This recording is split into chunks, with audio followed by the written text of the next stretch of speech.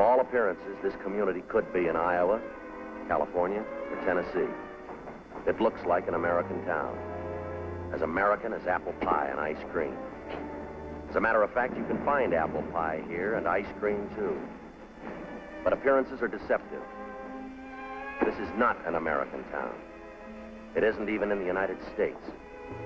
However, it may be assumed that such a town does exist, shrouded in secrecy and protected by utmost security, deep behind the Iron Curtain.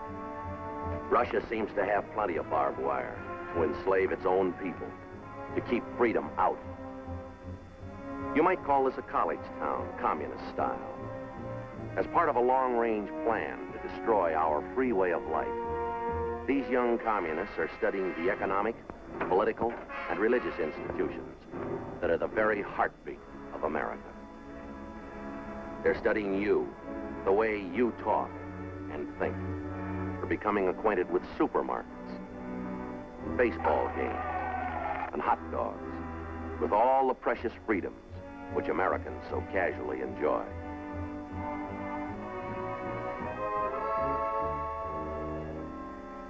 Эти американские папиросы, они очень хорошие. Speak English, comrade. Remember, that is about the only freedom you do not have in this town. This American town. Americans, they have too many freedoms. That is another thing you must remember, comrade. For one day it will be your mission to destroy those bourgeois capitalist freedoms. The courses here in this strangest of all schools: espionage as a science, propaganda as an art, sabotage as a business. This nameless American city, deep in the vastness of the Soviet Union, it stands as a symbol of Russian treachery, of long-range communist conspiracy. This town may appear to be an accurate likeness of a typical American community, but it's a fraud. It isn't free. Now, let's take a look at a genuine American town and a genuine American. I want you to meet Jerry Donovan. He's proud of his country, but prone to take his liberties for granted. Well, he's aware that someone must assume responsibility for those liberties, for our free way of life. Yet, when there's a job to be done, Jerry, like so many Americans, is apt to ask, why me? Well, the answer to that question affects freedom and you.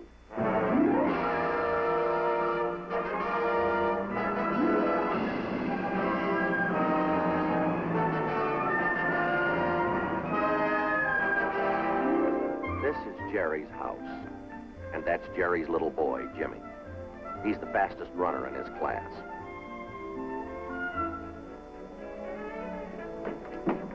Jimmy! But even champion runners sometimes get bawled out by their coaches. This is Coach Helen Donovan. Oh, incidentally, she's Jimmy's mother. That hand you see belongs to Linda Donovan, girl mechanic and oldest daughter of the Donovan clan.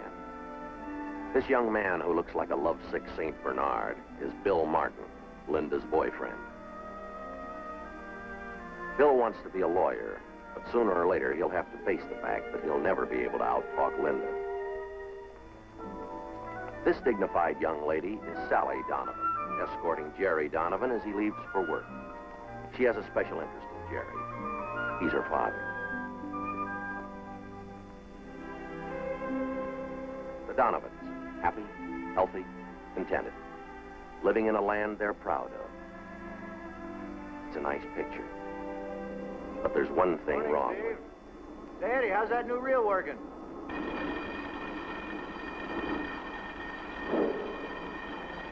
Hi, George. How goes it? Morning, Bertha. What'd you say? Morning, Bertha. Bertha, that's what I call my lathe. It's sort of a nickname. All right, sweetheart, the vacation is over. Now we go to work.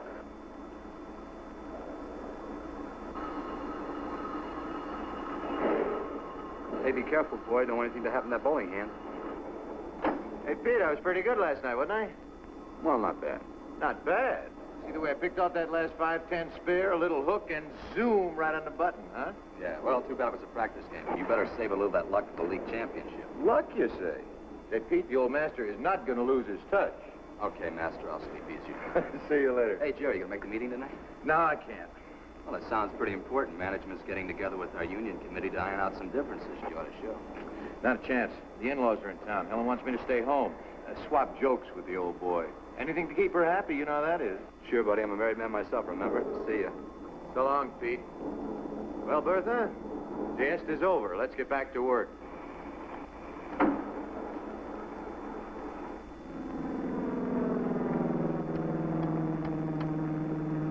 I think it's just wonderful of the Armed Forces Committee to let us use this strip today. Glad to do it. There he comes.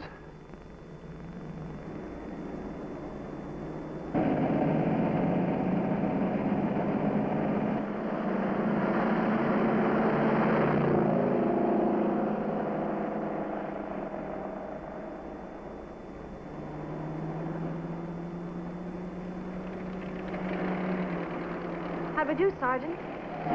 Look for yourself.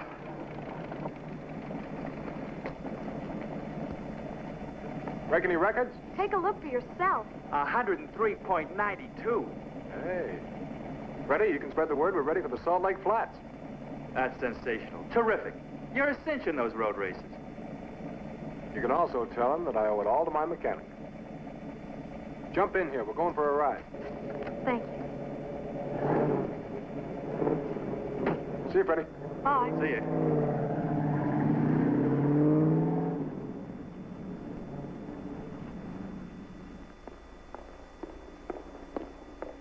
Oh, no.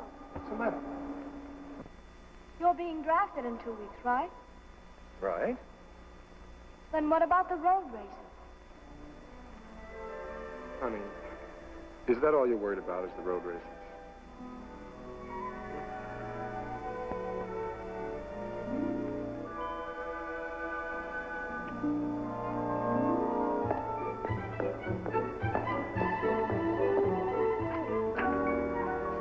Hello.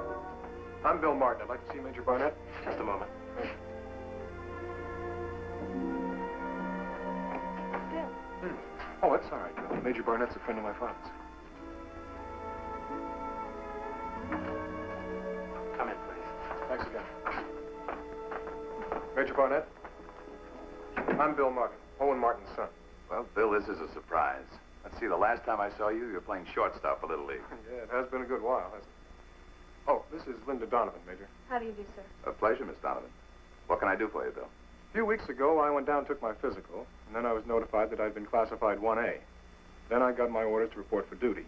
Congratulations. Thank you, sir. What I was wondering was, well, is there any way that I might get a postponement? Well, now, since you aren't under my command, this will have to be unofficial. However, there are extenuating circumstances. Health, hardship. Does the reason for your requesting a postponement fall into either of these categories? Not exactly, sir. There's some road races coming up in 3 weeks, and I wanted to enter them. And that's the only reason why you want your orders postponed? No, sir, there's something else. Linda and I, we want to get married, Major. I'm glad you remembered to mention that little point.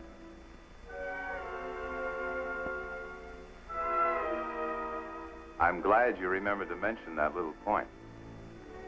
Oh, yeah. Well, does that mean that I'll get the postponement? I'm afraid not. Oh, well, I thought if a guy was getting married, then he'd get a deferment of something. You know. Getting married's a big responsibility, Bill. But entering the service is also a responsibility. Now, here in America, the bulk of our military power is made up of citizen soldiers, like you. People serving their country where and when they're required. Now, for our armed forces to function effectively, each individual fighting man must be able to assume the responsibility of the uniform. That's his privilege, as well as his duty. Now, that doesn't mean you shouldn't get married. But if you really feel you're ready for marriage, 2 weeks should be as good as 2 years. It's up to you, both of you, to make the decision. Yes, sir. Thank you very much for your time, Major. Good luck, Bill. Goodbye. Goodbye.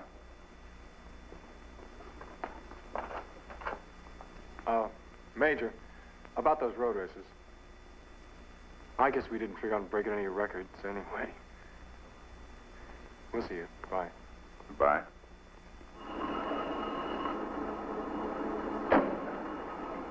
Well, that wraps it up. You've earned a rest, Bertha. Hey, Jerry. It's awfully good to that late. Oh, she's good to me. I'm good to her. So long.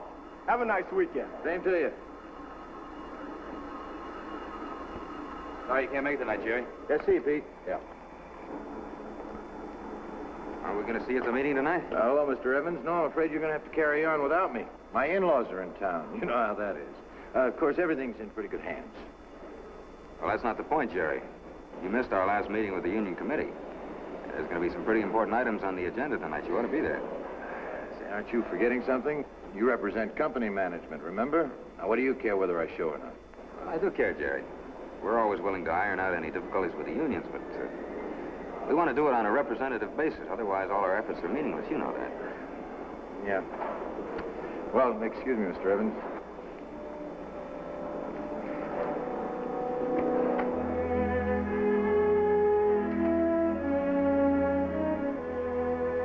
Anybody home? Oh, hi there, partners. What? Hey, what is this? You bad guy, take away our land. What? He's on the warpath. You better send for the cavalry. Take him prisoner. Tie him up on Hill of Red Ants. Oh, now, wait a minute. I don't happen to like ants. You sit on Ant Hill. Now, you got this all wrong. You see, I happen to be a good guy. Sit. Yes, sir. Hey, where are you going? Get him honey. Ants love honey. Oh, now, just All right, a minute. Indians, time to wash up. Dinner's almost ready. Ah. Right now. Dessert in the wigwam later. Oh, Well, you saved me from a fate worse than death. Oh? How come we even been so ordinary? Well, don't you remember you have a union committee meeting tonight? I just wanted to make sure you could make it. They don't expect me. I told them that your folks were coming here for dinner tonight. Oh, honey, Mom and Dad aren't due in for another week yet. Now you have plenty of time for the meeting, huh? Helen, you don't understand. I knew that your folks weren't going to be here tonight. You knew. Well, then why all the I nonsense? just told that to the fellas to keep from going tonight. Oh. Besides, my favorite TV show is on. Wouldn't want me to miss that, would you? Would you? Well, Jerry, you missed the last meeting. Don't you think you should be there? Honey, nothing ever happens at those meetings. Just a bunch of guys sitting around listening to themselves talk. Now, the important thing that really has me worried No. is what's for dinner tonight, stew or hamburger? Ha, ha, ha. There. Oh, boy. You like that? That smells good. I thought so. Jerry, would you say that I was a nag? Oh, no more than average. Well, I'm afraid I'm going to be just this once. Why? Well, this morning you told me that you wouldn't be able to make the PTA meeting next Wednesday, right? That is right. Old Mrs. Potter reminds me of a lovesick hippo. Besides, Wednesday's my bowling night. Oh, Jerry, can't you think of anything besides bowling and television? Well, the way you talk about that PTA, you'd think it was some kind of a hush-hush government meeting to determine the future of the nation. They can struggle along without me. Well, what about Jimmy's father-son banquet tomorrow night? He's been counting on that for weeks, you know that. Well, now that is different. Wouldn't miss that for the whole world. Besides, I wrote my speech already. Oh? Yeah, I've been rehearsing it all week. Listen to this. Members of Troop 28 are gathered here tonight to discuss the ways and means of finding homes for Trooper Ryan's 6 new collie pups. How's that sound? Pretty bad. Yeah. No, I can hear them applauding already. Well, no, thank listen, you. just one more question. Just one. What about your reserve meeting, your next one? You missed the last one, and you missed the one. Well, honey, you go did. to all of those. All right, I'll tell you what. I will talk to my secretary in the morning and find out if my schedule will permit me to go to the next one. Would you quit bugging me? Bill Martin's here. I asked him to stay for dinner. Hey, that's good. I wanted to talk to Bill about how his team can beat State this year. Again? Well, he didn't listen to me last time. Now, Bill, this is the play you've got to watch out for. Now, their quarterback takes the snapback. Right. He hands off to the left half, who goes wide. Yeah, so how are they going to get around these No, but that's just it. See, he doesn't try to go around. He throws a running pass, but by now he's got 2 men in the open. Hey, Mom. Linda's putting coffee on her strawberry. Linda put coffee on a strawberry. All right. You finished your dinner now. You can be excused. Night, Daddy. Good night, beautiful. Listen, you please move up, will you? Night, Daddy. Night, Jimmy. Night. You be good boy. Coffee on a strawberry? Oh, well, I never thought. Hey, go to bed. Really, Mother, how can he be so childish? Well, Linda, you have to admit that coffee over strawberries is a rather strange combination. Is there something on your mind? How can you tell? Want to break up the huddle? Now, Bill, this is a play you've really got to look out for. All right, fellas. Half time. Put up. Linda? Well, Bill and I have given serious consideration to the situation, taking into account our ages and... Oh, Daddy, Mother, we want to get married. I'm sorry to spring it on you so suddenly, Mother. I suppose it came as an awful surprise when... Really, sweetheart. Congratulations, Bill, and I might add, you're a very lucky young man. Thank you.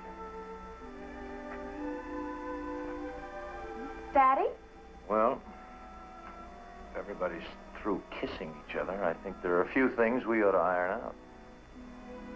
Now, don't get me wrong. Bill, I like you, you know that. I'm not against the marriage. Matter of fact, I think it'd be a fine idea. 4 or 5 years. In 4 or 5 years? And I know it sounds like 4 or 5 centuries to you, but believe me, if you're really in love, it'll be worth the wait. You're both too young to get married right now. But, Daddy, I'm 17. 17? Well, I can remember just a few years ago when you knocked out Johnny Reynolds' front tooth because he called you a sissy. You, Bill, you're going into the Army very soon. That means Linda will be left alone, possibly with a child to care for. Is that the way you want to start your marriage? I think there's only one thing that's important when two people get married, and that's whether or not they love each other. Yeah, you would think that. Let me tell you something, son. There's a lot more to marriage than just love. Financial security and companionship. And the fun of planning your life together. And that's why you're not ready for marriage yet. Either of you. Mr. Donovan, I'm going to marry your daughter. And I'm not going to wait 4 or 5 years to do it. Thanks for dinner. I'll talk to you later. Good night, Bill. Bill! Linda. Honey, now let them go. Oh, come on. Don't you remember how young we were when we got married? Ellen, it's got nothing to do with it. Things were different then. Times change. Nowadays, the young kids just think about television and road races. Is that what they really think life is? Just one great big road race with a trophy for the winner? Oh, honey, it's not as though they're going to run away tonight. You'll have a chance to talk to them, maybe even make them see your side of it. Now you agree with me. You see, now you agree with me. I didn't say I agreed with you, Jerry, but I admit there may be something in what you say, yes. Well, why didn't you tell it to them instead of letting me battle it out all alone like Custer at the Little Don't get Bighorn? so excited. But who's excited? I'm not excited. You are excited, yes. Well, as a matter of fact, I'm going up to bed right now. Bed at 8:30? Yeah, that's right. I'm going to drive up to the lake with George Lawson first thing in the morning. We've got a very important engagement with some freshwater trout. Now, Jerry, you're not going to forget about Jimmy. The father-son banquet tomorrow night. Forget it? After I went to all the trouble of writing that speech? Not a chance.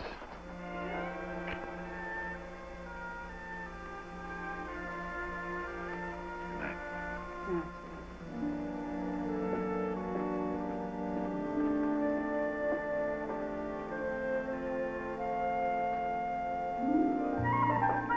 Mom, I'm all ready. Mom? Not here, sweetheart. My goodness, you're a little bit early, aren't you? Come on over here and let's take a look at you. Well, this could stand a little bit of straightening, and that hat. There. Let's see how... Well, I think you'll pass, Trooper. I think you'll pass inspection. Is Dad home yet?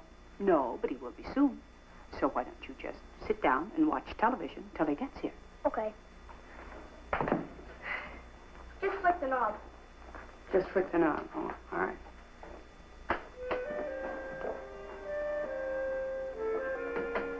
Hey, everybody, I'm home. Where's everybody? Helen, come here. I've got something to show you. These are beautiful, not one under 2 pounds. And I caught my lip. What's the matter? I told you never to hold dinner for me when I'm out It fishing. wasn't dinner, Jerry. But It wasn't dinner. no. Helen, I meant to be back in time for that banquet. I forgot. I just forgot. I believe you. But I can't excuse you. That's up to him.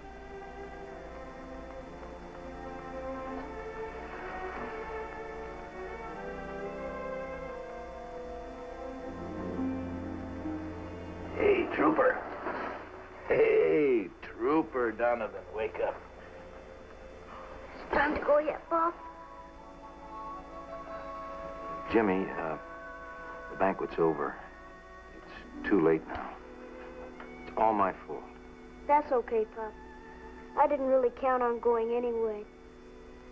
You didn't? Why not? Because we didn't go to the one last year. We never go anywhere together. Something always goofs us up. I guess I better go to bed. Tell you what, I'll walk in with you, all right? Okay. Sorry.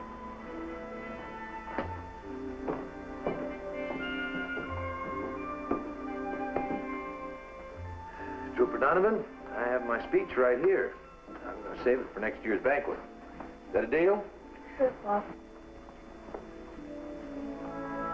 Jimmy? No hard feelings? Sure, Pop. No hard feelings.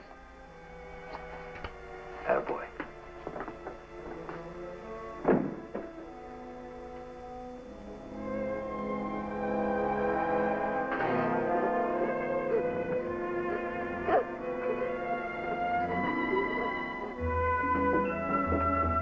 Helen?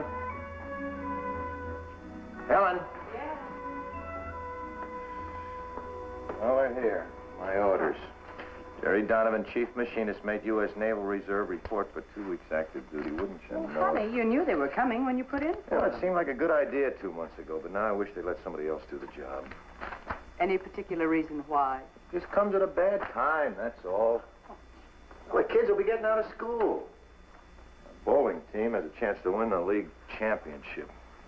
Now then there's this trouble with Bill and Linda. I don't know. I'll get it.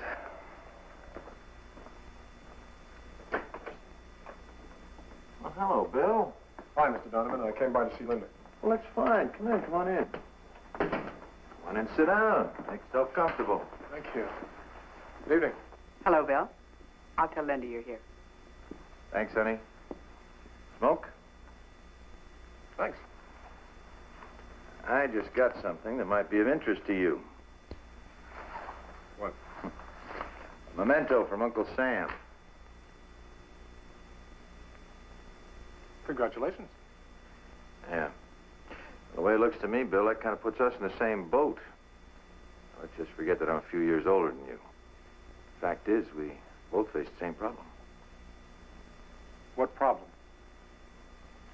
Going on active duty. Of course, in your case, it's a little bit different. You're younger, unmarried. Uh-huh.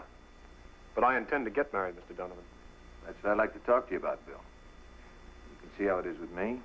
Just 2 weeks, and I'm going to have to worry about Helen and the kids for the time I'm away. But if a man doesn't have a family to think about when he's in the service, he can start with a clean slate as soon as he gets out. Sounds to me like you resent having to go. I don't. And I'm not going to wait 5 years to marry your daughter. Thanks for the smoke. Bye. Good night, Dad, we won't be late. Good night. I wish I knew what to do to pound some sense into these kids' heads. Oh, Jerry, I think these kids have more sense than you give them credit for. I'm going to turn in. Good night, beautiful. Don't you want something to eat? Tony, I had a sandwich on the way home. Jerry, sweet dreams.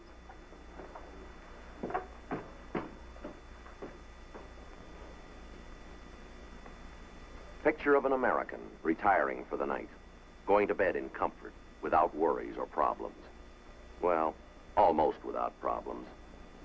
Linda and Bill may mean momentary worry, but in America, there's always tomorrow, with its bright promise. And problems will work out. Somehow, things always work out. Now, in a few minutes, Jerry Donovan, father, fisherman, machinist, and loyal American, will be asleep. But tonight, instead of the sweet dreams his wife wished him, let's give Jerry a nightmare, a real red nightmare. Now, you remember that Russian town we saw earlier? The town that looked like it belonged in Kansas or Ohio or Vermont? Let's lift that town out of the Soviet Union. Let's superimpose it on Jerry's hometown. And those precious freedoms Jerry so complacently accepts. Let's see how many freedoms Jerry might lose if suddenly he had to live under communist domination. Now, you may not like what you're about to see, but it could happen to you if everybody took responsibilities as lightly as Jerry Donovan.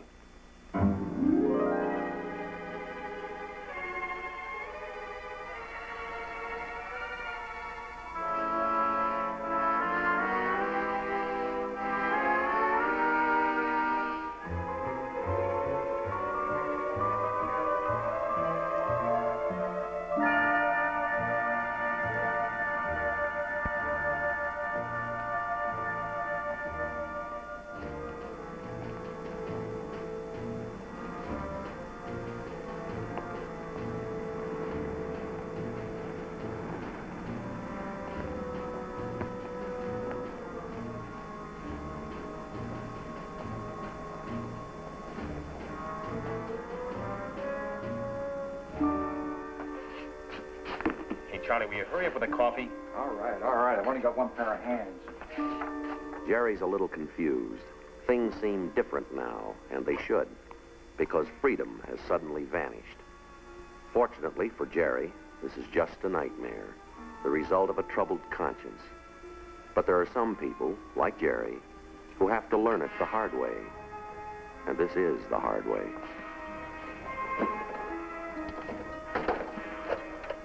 Your permit number, please. Permit number? Operator, I don't have a permit. I just want to call my house. I want to talk to my wife. No personal calls are allowed without a permit from the commissar. You will get off the line, please. Operator.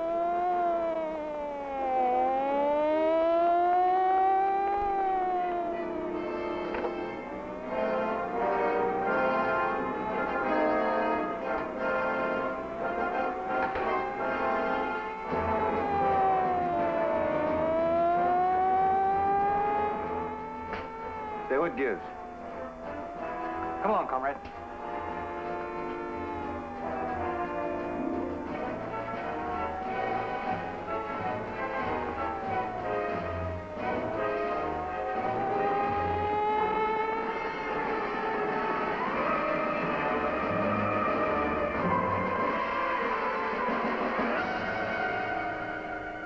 My congratulations, comrades.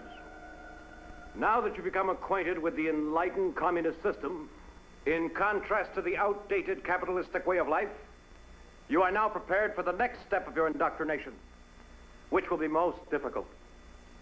When the moral fiber of the United States weakens and the economy collapses under the pressure of competitive coexistence, you will assume control. You will move into every phase of American political and economic life. It will be your responsibility, comrades, to purge the minds of the reactionary Americans so that they will welcome the enlightened Soviet system and conform without resistance to the dictatorship of the proletariat. Thanks to you and your dedicated comrades, the whole world will soon bow to the hammer and sickle. But remember, we must be alert for the slightest sign of weakening of the bourgeois capitalists.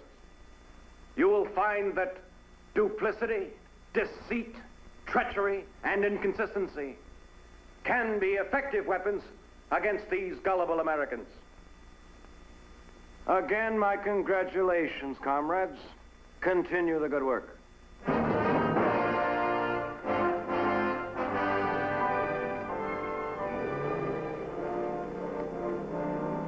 Say, could you tell me what... Yes, comrade. Nothing. Nothing, never mind.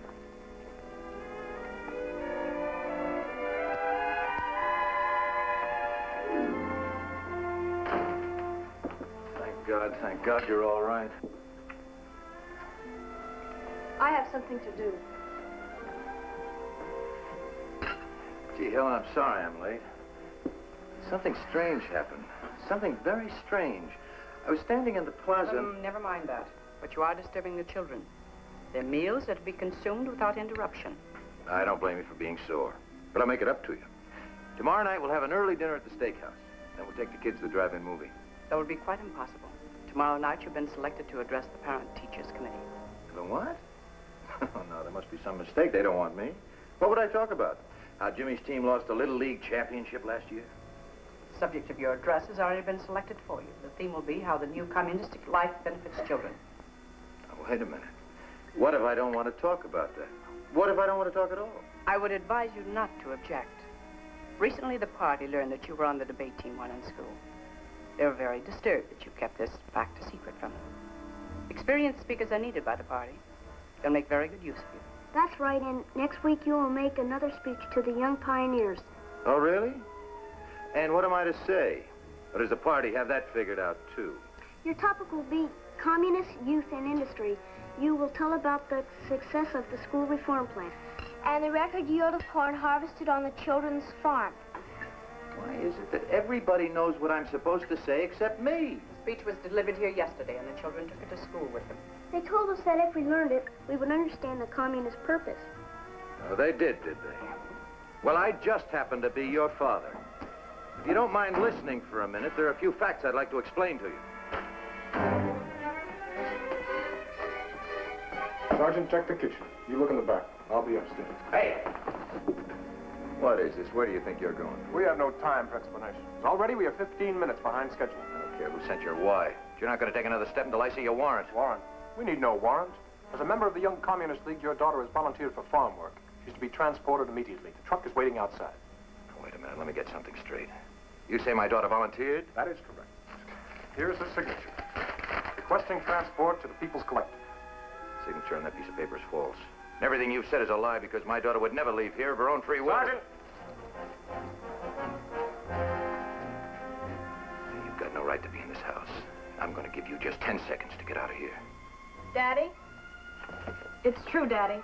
I did volunteer for farm work. Linda, why? The party convinced me that I should free myself of the lingering bourgeois influence of family life. I am ready. Linda, honey. Do not interfere. It is for my own good. And Comrade Donovan, do not think that your deviationist remarks shall be overlooked. They will be reported to the proper authorities.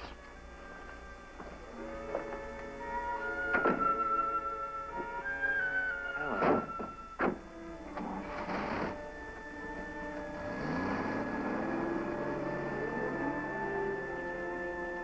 Good morning, Slim. Hello, Rice. How's it going?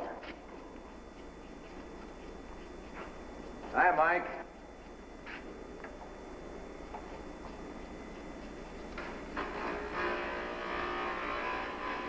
Hello, George.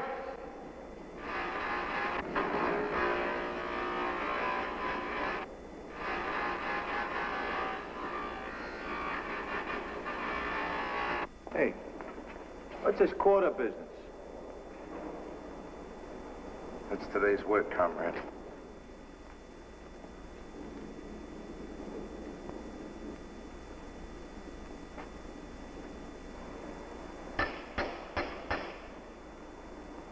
Hello, Pete. Having a little trouble. Bertha doesn't seem to be in a working mood. The late must be fixed immediately. You have a quota to fulfill. If you fail, we'll all be held responsible. I'm doing the best I can. Quota or no quota, I can't do anything till I get this fixed. Well, then I advise you work during your lunch hour. The quota must be met, and Comrade Commissar isn't interested in excuses. Honey, I overslept. The kids get off to Sunday school all right? Oh, it's a beautiful day. As soon as they get back from Sunday school, why don't we all pile into the car and go over... Hey, what is this?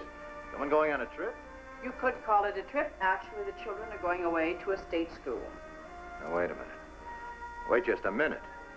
I don't know what's happened to you or what they've done to change you, but you're not going to send these kids away. Oh, she's not sending us away. It was our idea. We learned in school that home life does not encourage the growth of the collective character which the party wishes to develop in its young people. It's your fault. You should have spent more time training us to think along party lines.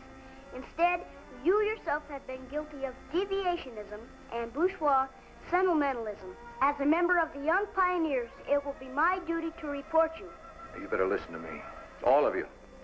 I don't want to hear any more talk about state schools and party lines and collective character and deviationism. This is going to be a family again, and I know just where to start. You two are going to Sunday school, and you're going right now. Mommy, tell her! No use to argue. Mom! This time, I'm going to overrule the party. Come on. Dad! They've been poisoning you kids with those lies long enough. Now you're really going to find out what the truth is all about. We tried to tell you, Dad, but you wouldn't listen. There is no more Sunday school. Please take us home now, Daddy. Everybody's looking at us. It's a mistake. Somebody made a big mistake.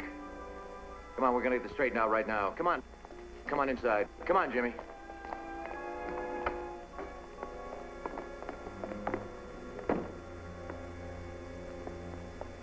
What's happened? What have they done? Keep your voice down, comrade. Otherwise, I shall have to report you. Who put these displays in here? This is a house of worship. You are mistaken. This is the People's Museum, and I am warning you once more. This place is a lie. Everything about it is false. These models? This was not invented by a Russian. The man's name was Bell, Alexander Graham Bell.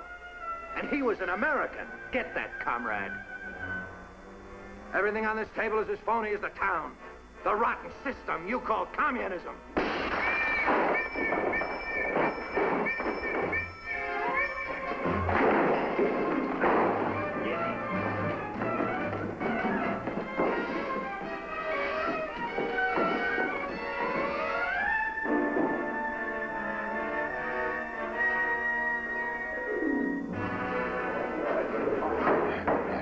Comrade Donovan, you are accused of the following crimes against the state: subversion, deviationism, and treason. You've been given this opportunity to make a public confession of your treacherous violation. Just a minute. This is supposed to be a trial. Who says I'm guilty of anything? Where's your proof? The state needs no proof. It is up to you to prove your innocence. How can I prove my innocence if I don't know what I'm accused of? Subversion against whom? Deviationism from what? Treason against what government? The prisoner has been given his opportunity to confess. I ask now that he be sentenced. Now, wait a minute. You've got to listen to me. They say I'm guilty of crimes against the state, but it's the state that committed the crimes. Why, they broke into my home without a warrant. Armed soldiers. They took away my daughter. They desecrated a house of worship and replaced religious objects with phony displays, and they called it a museum. They even tried to turn my own kids against me. My wife. Helen, you were there. You know that what I'm saying is true. Tell them.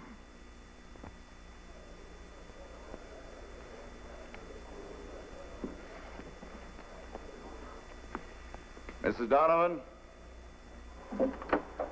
this document contains your signed statement. It proves that your husband tried to turn your children against the communist state. Is the statement true? Yes.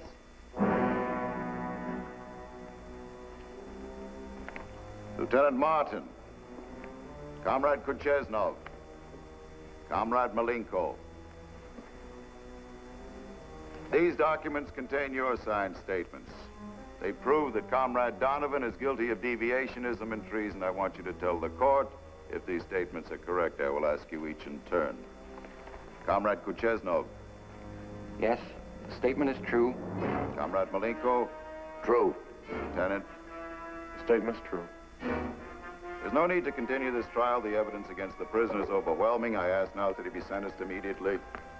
I want to see those statements. And maybe I'll have a few words to say in my own defense. The prisoner will step back into the box.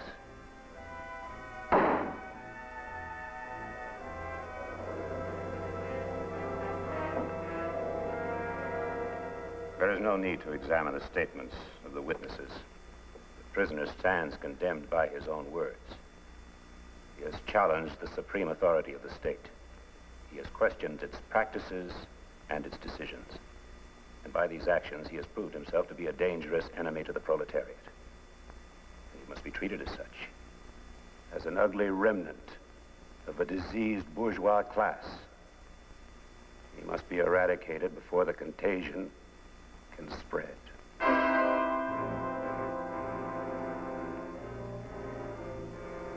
Comrade Donovan, you are hereby sentenced to be shot. The time and place to be decided by the court. Shot.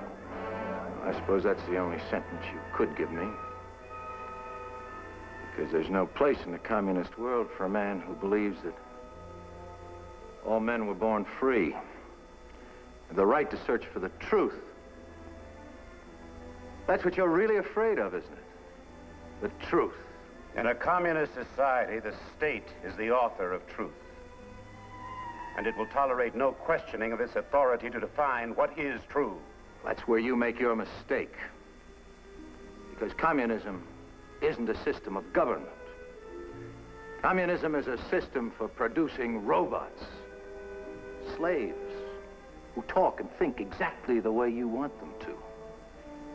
If they deviate from that pattern even a little bit, you destroy them and start all over again. You communists. You rattle off a lot of fancy words, don't you? Like imperialism and deviationism and proletariat. But there's one word you don't use. There's one word you fear. And that word is freedom. You just can't wait for the day when we believe your phony promises and lies, can you? When we let down our guard and forget to protect our freedoms. Well, let me tell you something, mister. You've got a long wait. Because we believe in freedom. A brainwashed slave is no match for a free man in any kind of a fight. And don't you forget it. You hear me? Don't you ever forget it.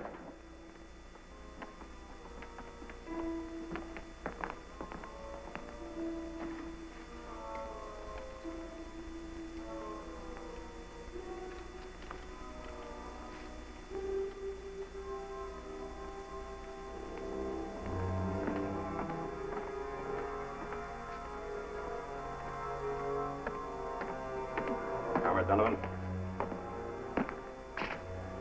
Comrade Donovan, do you know why you're here? I can guess. Do you have any last requests? Yes. We really need these? I don't think I'll be going anywhere. Nevertheless, I'm afraid they're necessary. Comrade Donovan, you've been convicted of crimes against the supreme communist government. Being an enemy of the state, you must be liquidated. I have been commissioned to carry out your sentence. What, no firing squad? I'm afraid not. However, as a last favor from the government, you are hereby granted one final chance to confess your crimes. If you wish, a recorder will be summoned to take down your statement. I have a statement to make, all right, but you can deliver it. You just tell your government that someday its own people are going to get wise to it. Someday there's going to be enough holes in that iron curtain that all of your people will be able to escape to freedom. You'll never be able to build a wall strong enough to hold them.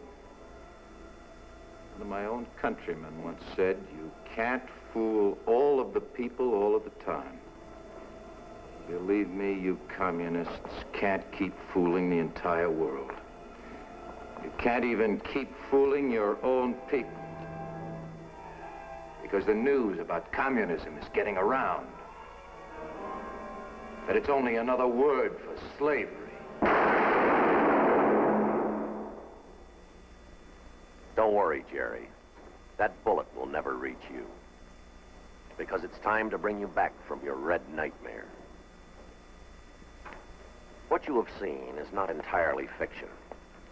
Greater brutality is taking place right now in countries which have been swallowed up by the communist machine. We know that Jerry is waking. Let's see if his dream has impressed him.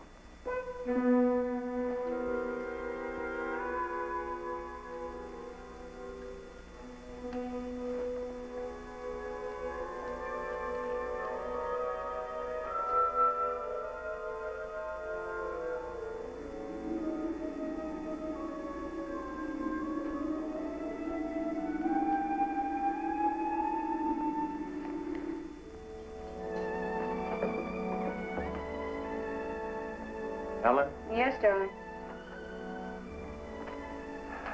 Helen? Honey, the kids polished off the eggs. Would you mind cereal? Cereal will be fine, just fine. I'll get it just a minute. Good morning.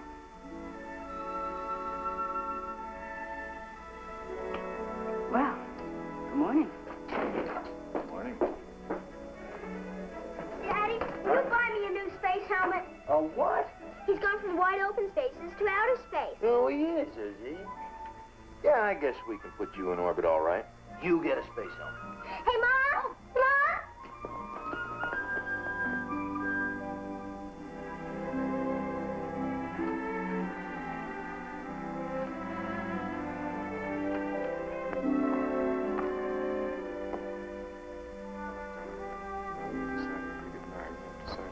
Hello there.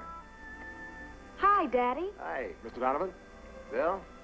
If you two kids don't have this car in shape by now, I don't think you ever will. Well, If you'd like to talk some more about that marriage business, you better catch me while I'm in a good mood. Oh, Daddy. We've got something to tell you. Now, you haven't run off. no, that we haven't done. But we have decided to wait. Not 5 years, mind you. But at least I've finished my hitch in the service. That's a wise decision, Bill. Yes, indeed, I think that's a very wise decision. How about some breakfast? Good idea. Let's go.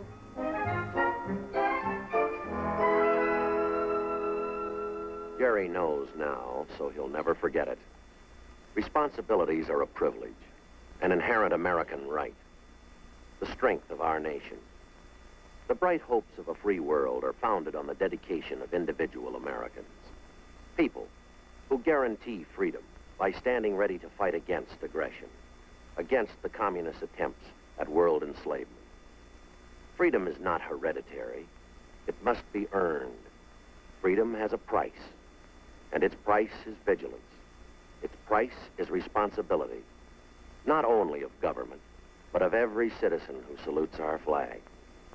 Those who serve as a part of our nation's armed might, and those who have served, they guarantee freedom's continued existence. Freedom. No single word in all the languages of mankind has come to mean so much. Freedom to enjoy the simple things of life in the circle of family and friends. Freedom to work at a vocation of our choosing. To vote in open elections for the candidate we believe best qualified. To come, to go as we please. Freedom to own property. To enjoy the priceless heritage of life, liberty, and the pursuit of happiness. To marry and raise a family with belief in the dignity of the human spirit. To study in the field of our choice. To speak our beliefs. To worship God. These freedoms that spell America. They represent a way of life that has become the farthest advancement of mankind on this planet. The world community is always threatened, as it is at this very minute, by predatory nations poised to destroy, to devastate, to enslave the world's people. To prevent communism from consuming the entire free world, there stands but one man. That man is you, the individual, the American. You and millions more like you. As our military might guards the continued existence of freedom and peace under God, our strength and shield is you. the civilian who respects his responsibilities, and the American in uniform.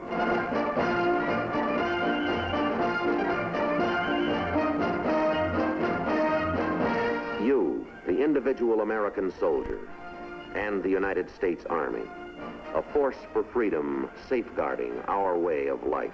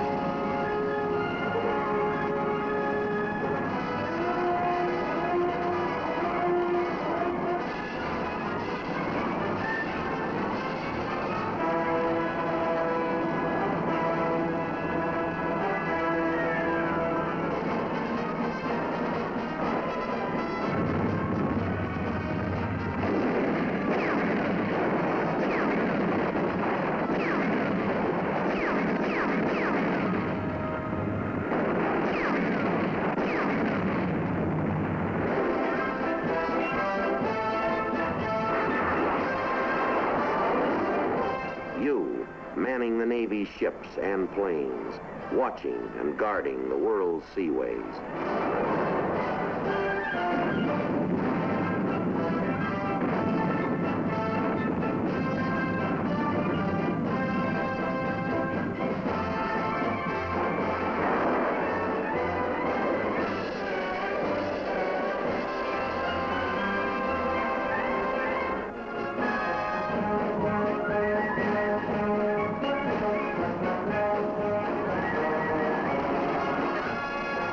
And you, in the Marine Corps, standing strong and ready to preserve the world's peace.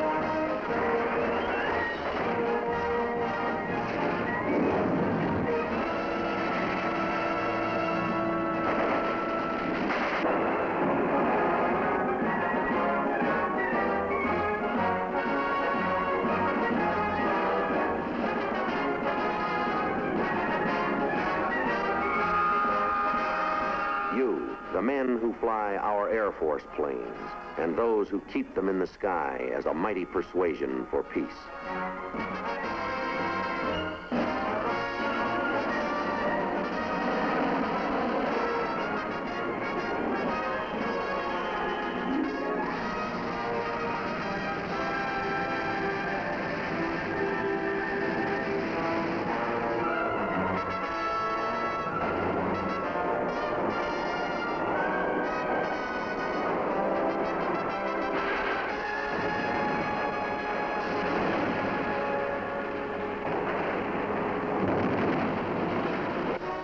As long as our soldiers and sailors, airmen and Marines are skilled in the use of modern and efficient weapons, fired with imagination to adventure into the future, the chains of communist slavery never will close on the free world.